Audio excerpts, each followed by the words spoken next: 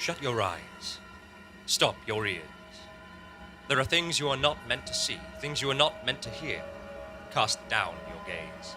Pay no heed to the conversations of your betters. Leave these troublesome matters to those who know best, those lofty minds who will either reap the benefits of their tribulations or be destroyed utterly at the unseen hour.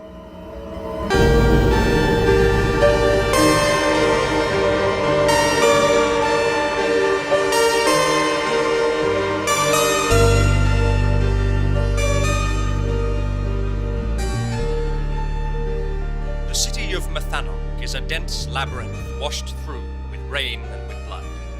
A tragic and layered sprawl with tier after tier rising to great stone towers and tier after tier, falling to commingle with a city's exhalations in snarled subterranean passages.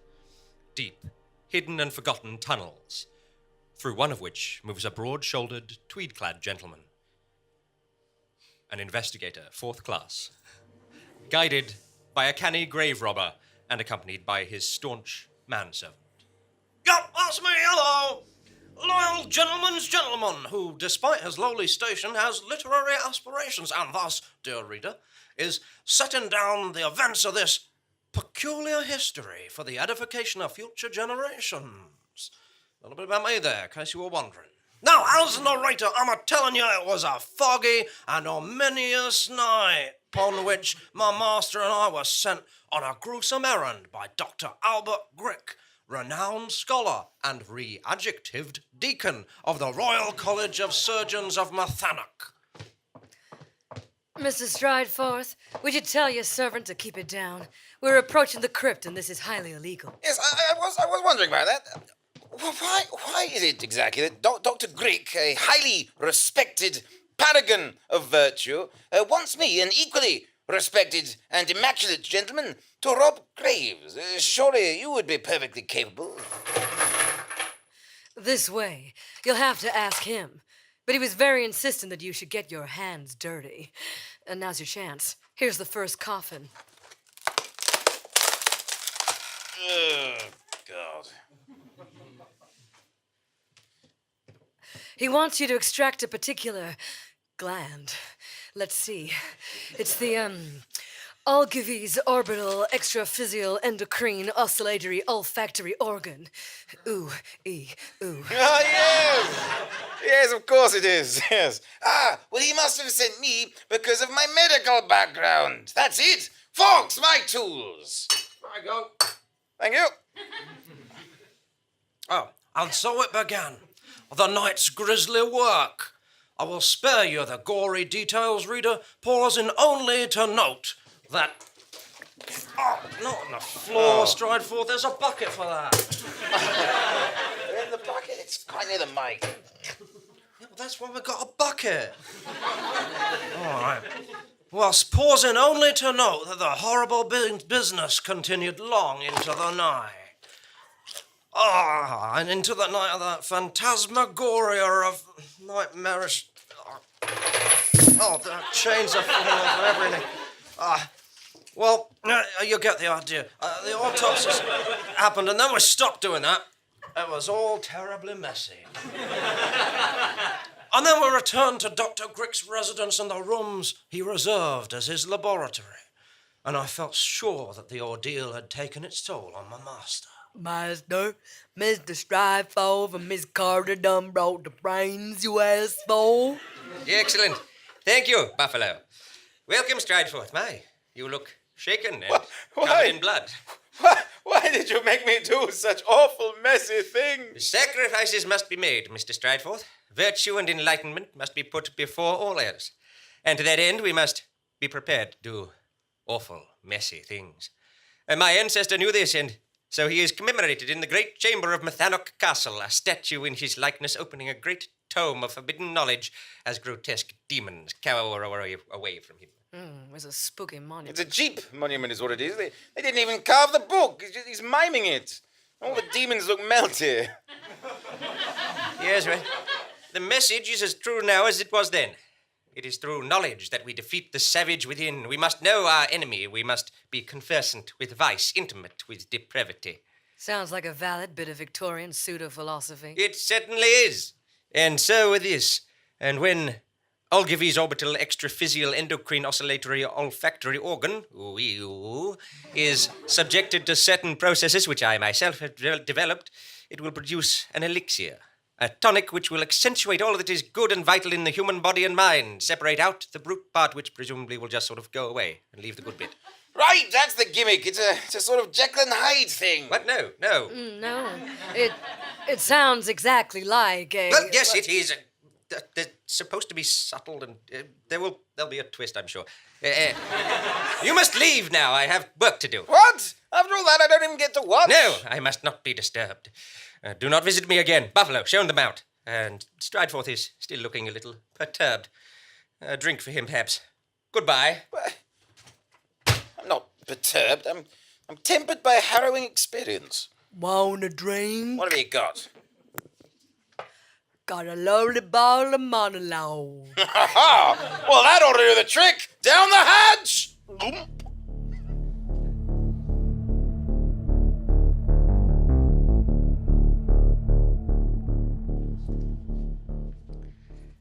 As of October 2008, there are 181 known natural moons orbiting planets in our solar system. 173 moons orbiting the full-size planets Mercury, Venus, Mars, Earth, Jupiter, Saturn, Uranus, and Neptune, the important ones. And 8 moons orbiting the smaller dwarf planets Ceres, Pluto, Haumea, Makemake, and Eris. In school, they called me the Oliver Hobbs. The. I was afforded full name status. Some people are only ever known by their full name, and I made the cut. Not Hobbs, not Oliver, always Oliver Hobbs. Perfect 4-syllable full name, Oliver Hobbs. But also, and most importantly, a prefix of the, like I was unique, the only one, singular, or if there was another Oliver Hobbs, he would just be a mere imitation. Probably call himself Ollie, Oz, Ozzy, some shitty nickname in place of a personality. It was important. I was. 15-year-old Oliver Hobbs was important. I was a brand. I wasn't a brand. I was a minor celebrity. I was something. I was head boy. No one else put themselves forward, but I'm pretty certain it was because they knew I had it in the bag. Me, Oliver Hobbs. Let me take you back. October 2008. 181 known natural moons orbiting in our solar system. October 3rd. O.J. Simpson found guilty of charges of kidnapping and armed robbery. October 6th, Messenger spacecraft performs a second Mercury flyby. October 7th, music podcast and video streaming service Spotify is launched by Daniel Ek and Martin Lawrenson. On October 22nd, India launches its first unmanned lunar mission, Chandrayaan-1. October 29th, Quantum of Solace, the 22nd James Bond film starring Daniel Craig and Olga Kurilenko, premieres in London. Bond. James Bond. Full name status. October 2008, and I leave home. Oliver Hobbs, the Oliver Hobbs, the boy, the brand. I boldly step into the world. I brilliantly bound into my life. My real life. The one I had sat patiently waiting to begin, rehearsing all these years in a familiar corridors and classrooms. Finally, the curtain is up. I step out under the glow of 181 moons, each pulling my 60% water body in 181 new directions all at once. At university. Keele University. In Stoke. I'd made it. But wait. But what if? What's the likelihood? I'm just one of the 8. One of the 8 moons pathetically circling the dwarf planet. What are the odds that my impact in this solar system is so minor, to be honest, nobody would notice, let alone give a shit if I just casually drifted out of orbit? Well, somebody's got to be one of the 8. 8 over 181. That's a 4.42% chance that I'm inconsequential, or worse, that I seemed important when I was busy orbiting fucking Make, but no. No, actually, when I step out into the solar system, my control of the tides is probably so meager, so lackluster, so piddly that it's just strong enough to disrupt a cup of tea. And not one of those big mugs, oh no, an average staff room size mug. I was a fucking full name person, the full name person. Where were we? Oh, yes. Our school was at the shitting edge of the universe, so remote that we didn't even notice we'd frozen over. What if? What if school was the peak and university is the slow decline? Life is the slow decline into utter insignificance, into total unimportant oblivion. What if it's not the same there? You'll be fine, my mum chimes. What does she know? She didn't go to university. She did O-levels, for fuck's sake. What if it's not fine? Well, you'll be thrilled to know that all of that anxiety, all of that irrational worry, the fear of the unknown, it was all 100% accurate. University was an expensive 3-year disappointment. A bloke from RSU used to call me Oscar. He called me Oscar so often that it reinforced the name in the direct orbit of the campus shop, and I left it too late to correct him without seeming like I was the arsehole. One girl who lived with me never even bothered to learn my name. She did take the liberty of using my butter, though. Gave her the benefit of the doubt for 4 months, but I saw her Tesco orders arrive. Oh, you just won't bother with the butter, will you? I see how it is. Needs of the many and all that. Probability is the likelihood or chance that something will happen. Probability is an estimate of the relative average frequency with which an event occurs in repeated independent trials. The relative frequency is always between 0%, the event never occurs, and 100%, the event always occurs. Probability gives us a tool to predict how often an event will occur, but does not allow us to predict when exactly an event will occur. Probability can also be used to determine the conditions for obtaining certain results of a particular game. It may also help determine if a particular game is worth playing. And so, rolling a dice on chance, rolling a dice on simply not leaving a legacy as that guy Oscar whose anal butt crumbs in the butter. Oh, I wish he wouldn't leave passive-aggressive post-it notes. Oh, good thing you didn't know I spat in it. I took a leap into the unknown. I wanted to leave a mark as full name of Oliver Hobbs. The Oliver Hobbs. Legend. Dark horse. Lone wolf. Big dog. Fucking toad. Okay, so. Flat Earth. That's right. Flat Earth. I set up the Flat Earth Society. We organise, we protest, we picket. Who? Doesn't matter. Do I believe it? Sure. I mean, no, but whatever. They know me. Oh, who's that? Oliver Herbs. Oliver Herbs? It's a great name. Oliver Hobbs, the Flat Earth guy. You've got to pick your battles in life. Weigh up the path that will get you to the results you want. A name. I wanted a name, and I got one. There's always a cost, though. Comes with the territory. With great power, hubris. We learnt that from the Greeks. They had it worked out. So, what happened was, I slept with my mum. No, I didn't. No, didn't sleep with my mum. That's not, no. I killed my dad. No, I didn't kill my dad either. Didn't do that. It's March 2009, and I chair the Flat Earth Society. Big name on campus, BNOC, Keele University, Stoke. 181 moons whirl above our heads and below our feet in an endless universe of more moons and more stars and more gravitational pulls ebbing and flowing through the vacuum.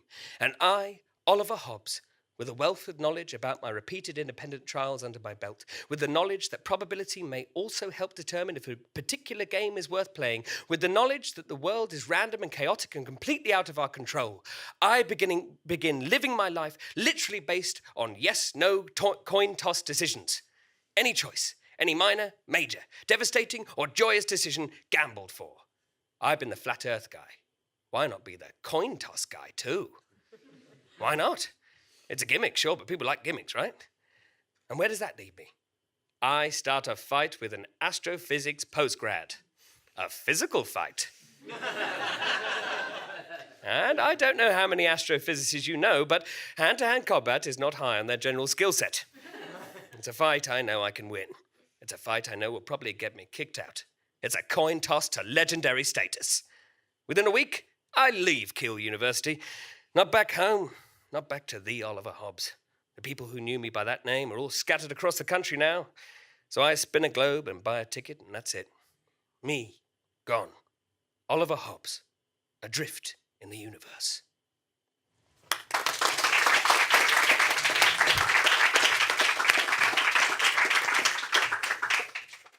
And so days passed into weeks, and Dr. Grick remained locked in his rooms as Mr. Strideforth dwelt on the horrors of his night in the crypt. And of course, those were the days when the killings started. Read all about it! Read all about it! Another mutilated body dragged up from the catacombs. Tuppence to hear my prognostications of the next murder. Oh, that's a cute trick for a little wall-eyed girl such as yourself. It will be you! What? You! Lawrence Sebastian Fawkes! You will be the next to perish! On my neck. Oh, here's your tuppence. Oh, God, Fawkes. More victims of this foul murderer. I begin to see this city as a representation of my own psyche, haunted by some dreadful thing concealing horrors just out of sight, packed with gothic tropes and other suchnesses. Yeah, well, you know who probably did it, right? Who's doing the murders? I know what you're thinking before you even speak. It's a baffling mystery. Yeah, probably Grick, right? Yes. Even with your meager intellect, you can see that it's impossible to make a deduction yet without further data. Feel fairly sure it's Grick. Observe my method, my sweet, stupid lower-class Fawkes. Oh. You there! Old baggage! Hello. I note that you and your friend have been attending the gaggles of gooseneckers at the murder scenes. Oh, we love a good murder. It's chilling. Oh, yes. We get all the details and we're appalled by them. Never miss a murder. You see, they're murderinos. Pay dirt. Oh, yes. This particular series of killings are notable for the combination of brutality and sophistication. The perpetrator appears to be both a medical professional and an unusually strong wild animal. Oh, it's dreadful. We love it. No. Hold on a minute here. Hello. I am the police, you see. I hope you're not discussing confidential details of an open case. Like the way each victim has a particular gland of the brain scooped out. Yes. A gland?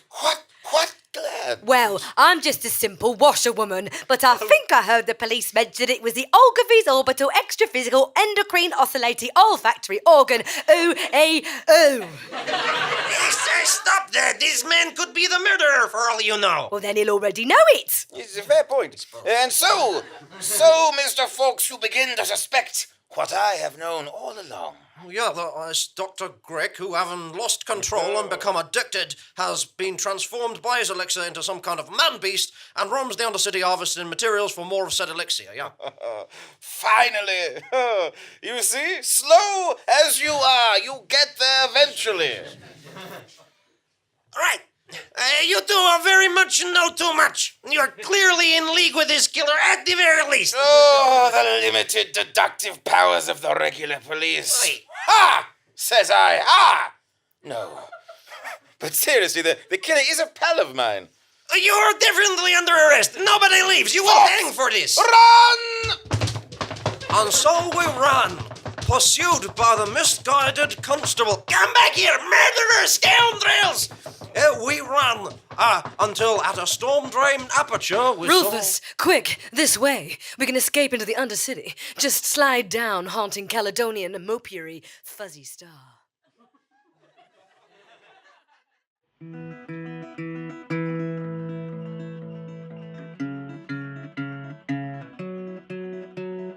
This is the longest time we've ever spent together or apart. Sometimes I feel like I'm getting close to understanding who you are. To look at you is to see myself in a different time and place. It's as if we know the truth even though we've always shied away.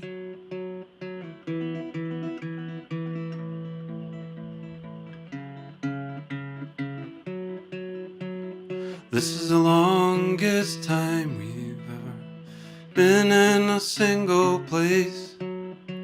Sometimes maybe we represent the city streets, the people and their ways. But now we're growing wings and looking for a different point of view. If only to show your anxious heart hidden beauty of you. The longest day.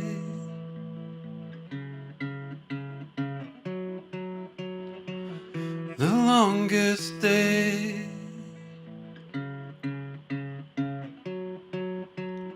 This is the longest time we've ever spent together or apart. Sometimes I feel like I'm getting close to understanding who you are. To look at you is to see myself in a different time and place. It's as if we know the truth, even though we've always shied away. To laugh at my biggest fuck up like it's the smallest mistake on the list. These moments feel so precious, 'cause we used to carry so much more than this. The longest day, you said it was. The longest day, I thought it was. The longest day, you swore it was. The longest day, I knew it was.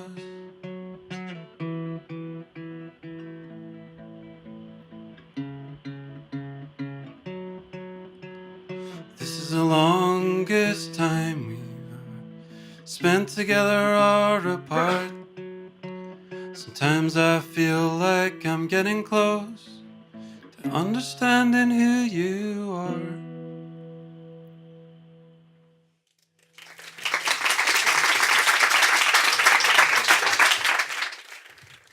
And so, we found ourselves wanted fugitives, cowering in the domain of a known brutal killer. You'll be safe here, Rufus, until you can clear your name. And I know just how to do it. Oh, God, here we go. You are right to gasp in admiration, folks, for our plan shall be both daring and foolproof. Let's hope so. Yes. Miss Carter, will you help me to catch this viscous killer? Just try and stop me. What do you need? You know these tunnels better than anyone. Just tell me the best place to put the cage. The cage? Yes, folks, build a cage. Yeah, so I built a cage. Wait for it. I'll build it now. Oh. Why is he undoing his fly? Cage, there you go. Well, there we are. Chap built. Hooray. But if he's coming from Grick's lodging, he'll have to pass this way. Folks, in you go. Beg pardon? Oh, stop moaning. I'll go and scare him up out of the house. So, dear readers, I was used as bait in my own cage, as my master snuck off to drive a ferocious maniac directly towards me. Back soon. Bye. So, we waited. I found you! Where's that giant imbecile? Oh, the police. Just wait and see. He'll be back and he'll catch a killer too. Huh? A likely story. I think I hear something in the distance. It's heading this way.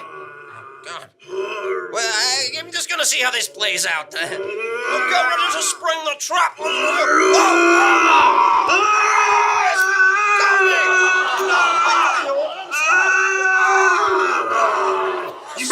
That's right, dear readers. Poor old Fox was narrating from beyond the grave the whole time. You're still narrating now, you strange little man. At least we caught the monster. The end. At least we did that. And look, here comes Strideforth. Actually, no. It's me.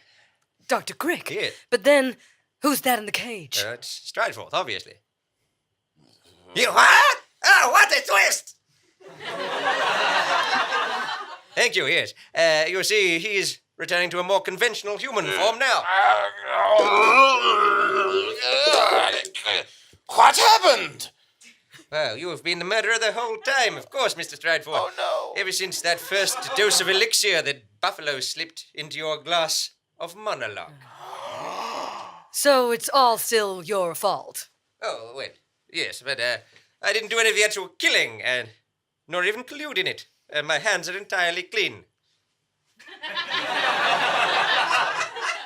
Legally, that is correct. The killer is the only one who is guilty, and since he's a scientific curiosity, instead of hanging him, we're going to put him in the care of the scientific authorities, which is Dr. Grick here. What? I didn't know what I was doing. I don't think any of that's the law. He made me do it. You can't let Grick go free. He's a dangerous lunatic. Dangerous? Yes. Lunatic? Certainly. But you forget I'm also an aristocratic white man with a degree, and only the most unfounded rumors of sexual deviance. There's no question of any comeuppance from me in this day and age. Officer, lock that monster up in a cage and bring him to my laboratory for testing.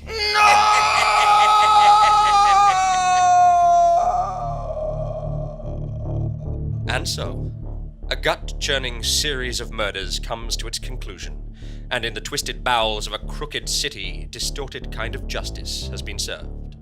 And you too, dear listeners, have been served something misshapen, which you must try to hold down until the next unseen hour.